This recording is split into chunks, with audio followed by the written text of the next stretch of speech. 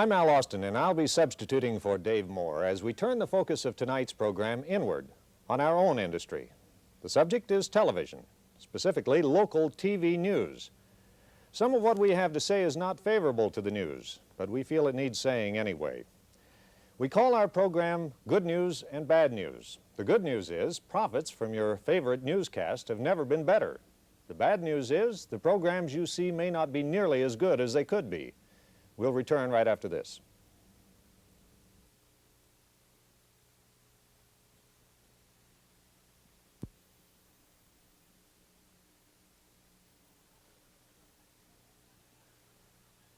Laugh it up. For about 18 hours each day, television is primarily a medium of entertainment. An escape, psychologists tell us, from the screaming kids, the nagging boss, the bills that are overdue. But twice a day across the nation, presumably the masks fall, and entertainment gives way to a short interlude with what is supposed to be reality, the news.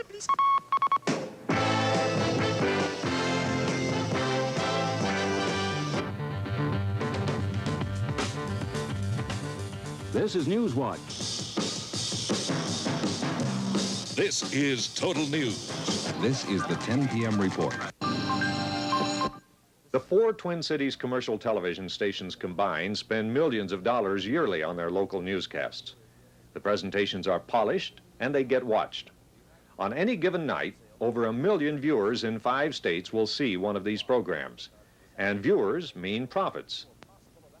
In 1976, our 4 local stations together took in $42 million. A third of which was profit. The single most profitable program? That's right, the news. TV news is big business. The stakes are high, and competition between the stations is fierce.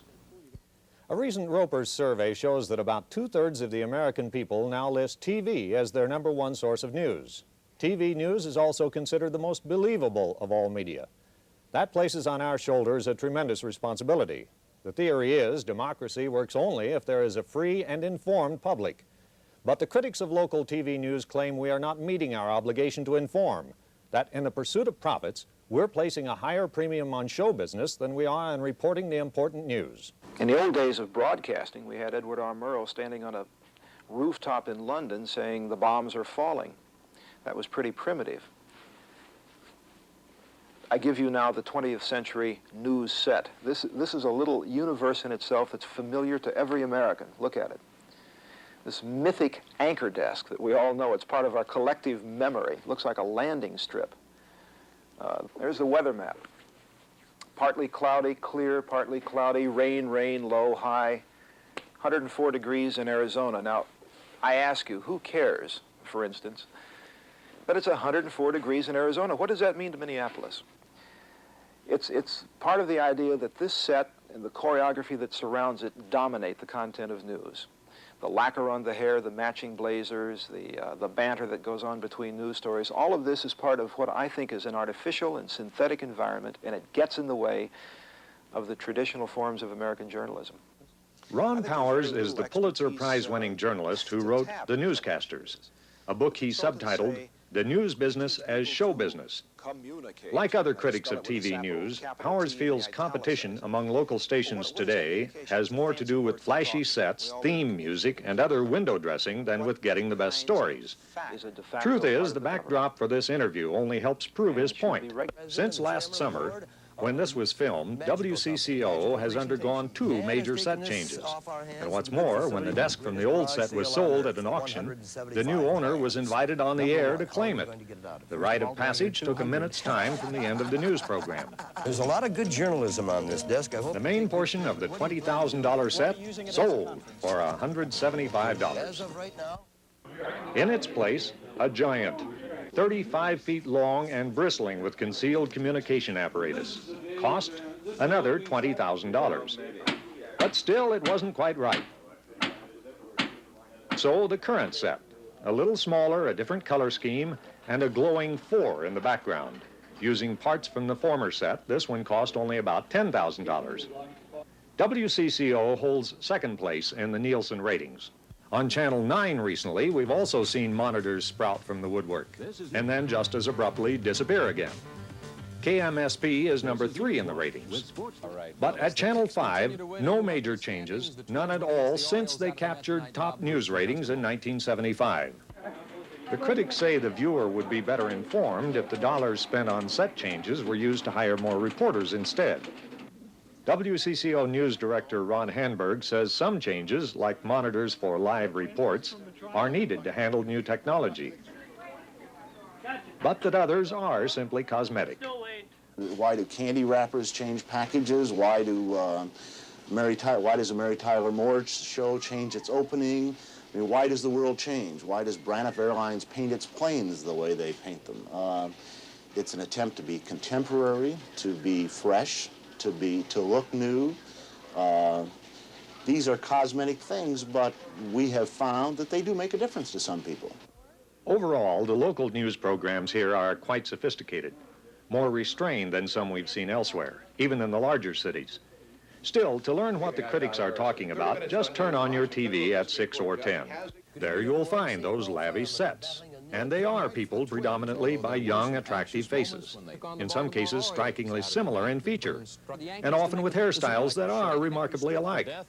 And there is at times a good deal of what Powers calls happy talk, idle chit-chat. It was just like magic. I'm running across the studio. Oh, well, another balloon has burst. Light on my feet, anyway. Yes. Ralph.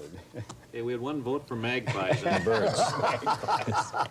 The implicit message to the viewer is, your world is okay. There are no structural flaws. You can rest assured that because your news team is happy, well-dressed, and well-groomed, and sitting back and having a good time, that there's nothing to worry about. My contention is, that's a lie.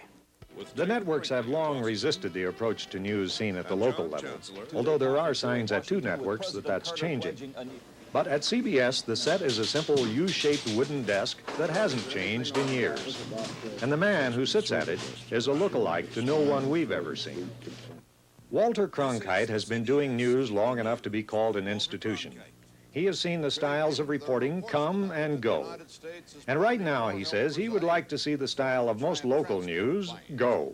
One of the biggest difficulties with the manner in which many local stations are handling the news today, I feel, the sort of action news format, the eyewitness news, all of these formats which indicate a lot of action and a lot of chit-chat back and forth between the participants, is that it wastes time. And there isn't that much time really allotted on the air to do the sort of job that should be done, I feel, by a really responsible news operation. In any local community, there are plenty of controversial subjects, plenty of public service subjects that ought to be handled in the broadcast, and the time should not be wasted in trying to entertain the public. That is not what television news is about. Entertainment on television the rest of the 24 hours a day, but not in the news hour. In the clamor for viewers, local stations mount massive ad campaigns and take them to the streets. Dave Moore, Doug Moore. In terms of both money and manpower, news promotion represents a major investment. His name is Don Harrison. He's anchorman for news at 6 and 10 here on ABC 9. If you see enough of him, I know you'll like him. Oh, Mom. Since the on-air spots take time that would normally carry advertising, it can cost a local station $1,200 to $1,800 a day to hype its own newscast. The Eyewitness News producers. More good reasons why we're in touch. And that doesn't count billboards, posters, and newspaper space. Figures on that may reach $500,000 yearly for the 4 stations combined. But what are we promoting? The content of our programs or the stardom of our news personalities? I'm Linda Kelsey, and I play newspaper reporter Billy Newman on The Lou Grant Show. On The Lou Grant Show, we deal in fiction. And here on the 6 and 10 p.m. reports, we deal in facts. It's also a fact that more than ever, it's the best news in town. I've even heard that some stations have brought in brought in entertainers to endorse the news broadcasts. I don't know what that has to do with news. Well, how does an entertainer know that, particularly one out of Hollywood, know what a local station's news format is? Do they really know that it's one of the best newscasts, you know, in the Joaquin Valley or whatever the devil the place is, or the best tri-state news, with all of these code words that people use? I don't know what they do or not, but even if they did, what difference does it make whether they endorse the news or not? I wouldn't want anybody to endorse my news. I wouldn't want the President of the United States to endorse it, least of all the President of the United States or a politician. But I certainly wouldn't want an entertainment figure. I'd figure they didn't know anything about it anyway. But even Cronkite himself has gotten into the act, although he makes a distinction. He's a journalist who does know about the news and says he does know the product he's endorsing. Just the same, there is often a certain sensation of squeamishness associated with the practice, even for those on the receiving end of the promotional praise. I don't think it's fitting that anchor people, newscasters, should become bigger-than-life personalities, because it, by the very nature of that phenomena, drops the importance of the news into a second-class position. People are not listening to the news. They're not focusing themselves on the information.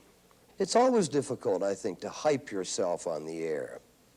We have an outstanding newscast. We have the best newscast in the Twin Cities. And I will be there along with Doug Moore, talking about I and me and us. That's a difficult thing for me to do. But there is a practical side to promotion and its relation to ratings. Ron Majors realizes his very survival is tied to having that face associated with the news. Every day is a crapshoot. The station will certainly stay with you while the ratings are going up. The question is, how long will they stay with you while the ratings are going down? See, we are the out front people. We are identified as the newscast in the public mind. The people watch Dave Moore or Don Harrison or Doug Moore or Ron Majors, and they identify us with that station. When the station begins to have a negative perception in the public mind, it's quite obvious that management is going to say, well, the person out front must have something to do with it. Maybe we'll change that. Maybe we'll get someone new. If there is an element here of anchorman as commodity, of marketing a person as though he were toothpaste or cigarettes, the products themselves seem resigned to it. Well, I don't feel threatened by being a commodity. I know I'm a commodity. Each of us is in our own way, wherever we work. No, that doesn't bother me at all. It sometimes has bothered me when I've been standing on the corner waiting for the light to change and a bus comes by and splashes mud on my pants, and I look up on the bus and see a picture of Ron Majors saying, "Thanks for making us #1." That has a tendency to be bothersome.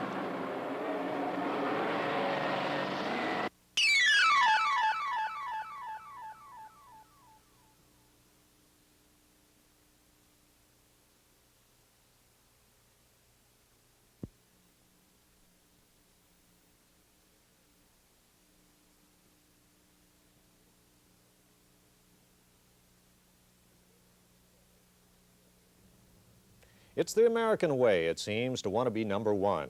In TV, however, winning involves more than just pride. This is a ratings book published by the A.C. Nielsen Company. If a newscast is #1 in this book, if it has more viewers than other newscasts, a station may be able to charge nearly twice as much for a minute of advertising as it could in a program rated #2. A lot of money hangs on the numbers. Well, what if you're losing in the ratings and you've tried everything you can think of to change that? If you're like the management of many local stations, you'll bring in an outside consultant. The news consultant is a guy who, I think in many cases, has been responsible for the futuristic set, the snappy weather map, and the snappy hairdos that go along with it. He's a guy who is hired by the station, often at a price of $25,000 to $50,000, to go out into the community, or the market as he calls it, and do market research, to in effect ask people, what kind of sets do you like? What kind of tones of voice? What colors? And in many cases, he asks them what categories of news. And he comes back to the station manager with a blueprint, and the newscast gets choreographed around this attempt to outguess the viewing audience. In addition to polling the viewers, most consultants employ one of a number of independent agencies to do audience testing. It's usually a confidential matter, so what you are seeing is a reenactment of a test session at the Consumer Behavior Center in Dallas, Texas. To determine how actual viewers are likely to respond to a newscast, particularly to the newscasters themselves, electrodes are attached to the palms of each test audience member. This skin test method is a source of controversy in the TV industry, primarily because the electrode measures only emotional arousal. It cannot tell if the arousal indicates like or dislike of what is seen in the program.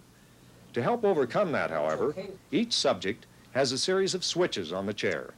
As the newscast is played through closed-circuit TV, the audience, in effect, votes for what it likes or dislikes by pressing the appropriate button. The voting and the skin response are monitored by a machine called the physiograph. Theoretically, if the audience likes the anchorman but doesn't care for a certain reporter, it will show on this graph.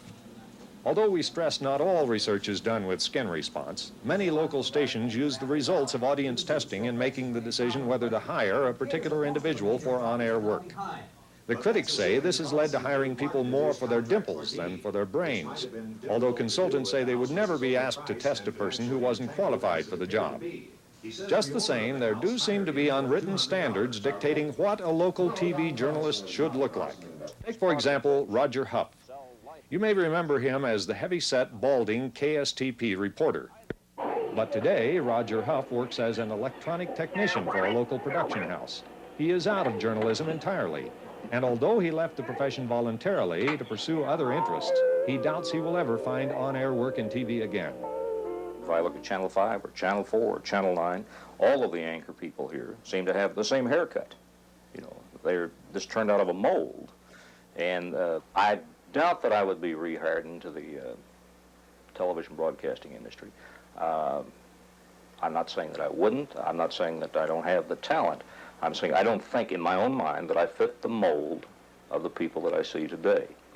As another example, Huff recalls the case of KSTP sportscaster Ed Cairo. Ed Cairo has a natural receding hairline, and Ed's a very talented person. He worked for NBC Radio, he worked for NBC Television, and returned to the Channel 5. I saw his hairline receding for some time on the tube. Then all of a sudden I turn on a given Saturday night, and Eddie's got more hair. So I ran into Ed one day, and I said, got a little hair piece up there? And he said, well, yeah. I said, the consultants and the station said, if you want to do the on-air thing, you're going to be talent, you got to have more hair. Of course, it's completely up to the local station management whether to follow the advice consultants give. But for a station behind in the ratings, the temptation is enormous. And critics say when the consultant's advice is followed, it's your news coverage that often suffers. In the early 1970s, when CCO pulled ahead of KSTP in the ratings, and KSTP had not been #1 for a long time, all of a sudden, Mr. Hubbard apparently said, loans KSTP, apparently had in his mind, says, well, we finally need some outside input. And he went and hired a consultant. And I was there during that particular time. I saw the transition come. It was not only in some of the types of news stories, but in the cosmetic appearance of the show. People became talkers. You had the chit-chat back and forth between people. You just couldn't come on and have a straight news show. And they found that our stories on the air were too long. In other words, we were running stories of 2 minutes, 2.5 minutes long. And they said, can you get them down to 1:15, a minute, including the stand-up. At that time, we covered City Hall every day, got into the political workings of the city.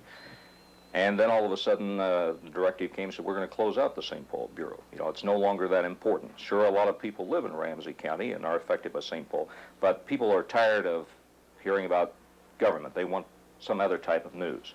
That other kind of news, quite often, is the good news. The stories and helpful features that consultant research has shown people like to watch. On any given night, the critics say, you'll see complex yet very important stories that really affect our lives given 1.5 minutes of superficial coverage. The action of governmental bodies, the way our taxes are spent, that's boring. But there always seems to be time for the fire at the elm tree dump, the kite flying contest, the 5-part series on ghosts, or the perennial report on the Como Zoo seals returning to their pool. Not to mention 7 to 10 minutes of weather and sports. They do it because outside consultants come into the market and say, here's the way to get the best rating. Don't let any story run over 20 seconds. film a mini documentary to a consultant is 25 seconds or something of the kind. Be sure you get in the first 45 seconds of the news broadcast some action. Any old barn burning, any old jackknife trailer truck will do. That's not the way to really assess what is needed in a news broadcast and to give the community what it should have. And therefore, I think that the community in which the station is accepting that kind of recommendation out of hand is cheated. Of course, newspapers print stories about traffic accidents and fires. They also have whole sections devoted to features and sports. The difference is newspapers have back pages for the relatively unimportant items. And they can be reported in addition to, not in place of, extensive coverage of the top news stories. But in case you haven't noticed, newspapers are changing their look too. They are also hiring consultants. And the recent emphasis on feature material hints at an effort to win back the readers lost to television. To learn more about consultants, we traveled to Fairfax, Virginia, and the home of McHugh and Hoffman, the oldest firm in the TV consulting business. Today, Phil McHugh is one of the founding partners. Journalistic integrity should be advanced a little bit to dealing with today's world and not sitting back and saying, well, whatever it was, we were journalistically right. You can be journalistically boring. We've got a little diamond here, and this McHugh explains TV's approach to the viewer in terms of a social class distribution. He contends that for a newscast to survive in the ratings, it must be aimed at a lower middle class or upper lower class mentality, the wide part of the diamond, which is supposed to take in about 70% of those who watch TV news. And the reason television is the #1 source for news is that the use of pictures and graphics and film and being there makes it easier to communicate for these people to understand what you're talking about.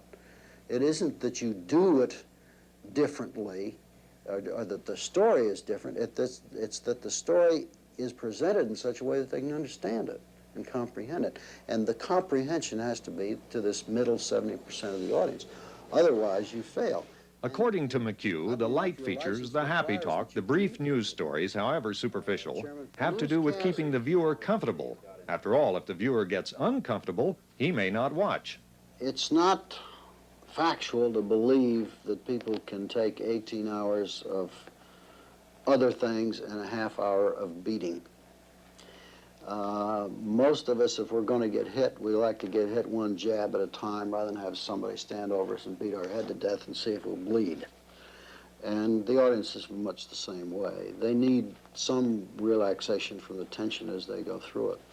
Nobody can stand to be under tension, peak tension, for 30 minutes or 45 minutes. It's not possible. In television, we slam it at them. We've got so many minutes and we're going to jam the news at them, and they have no way to break the tension unless they do it themselves by leaving the room or unless you help them.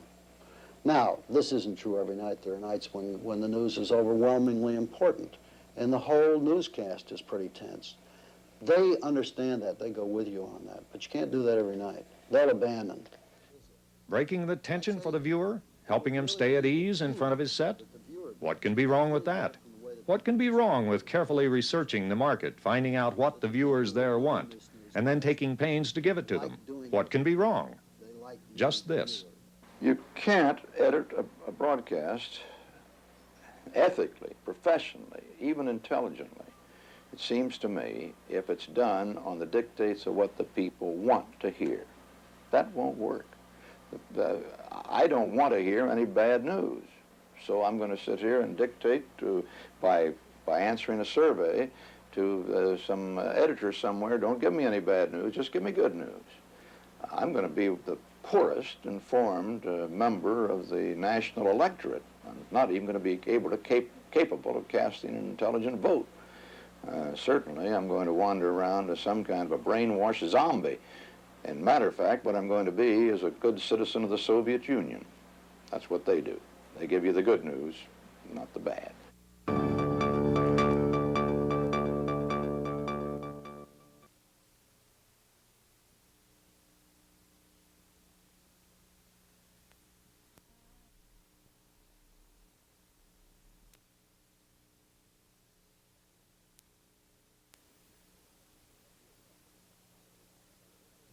What you have just seen are allegations that local TV news is superficial. The irony is that the arguments were presented on a program that is itself somewhat superficial. Tonight you've seen interviews with 7 individuals, 3 of whom spoke for less than a minute. The whole program, when it's over, will have run 25 minutes and 42 seconds, not counting commercials. A transcript wouldn't fill the front page of the New York Times. At best, we've presented the bare bones of a complicated issue. Still, we don't feel apologies are in order, not for this program and not for the local news. We feel that way because, after all, the content and length of any TV program is ultimately in your hands. You can rest assured the TV industry will program nearly anything it expects will attract large audiences. If after seeing tonight's program you feel you're getting too much entertainment and too little real news on TV, convince us with your viewing habits. Be a little discriminating. We'll get the hint, and in the long run, we'd both be better off. I'm Al Austin. But only to get the essence, I think. I don't think we're going to hold you to specific highs. We hate to miss wins that strong. You know. I've died, Harrison. Good evening. Got a forecast for you. Also, I'd like to wish my mother a happy Mother's Day. Good, good. Well, it's not bad. It's not good. Dennis Kraft, Channel 5, Eyewitness News.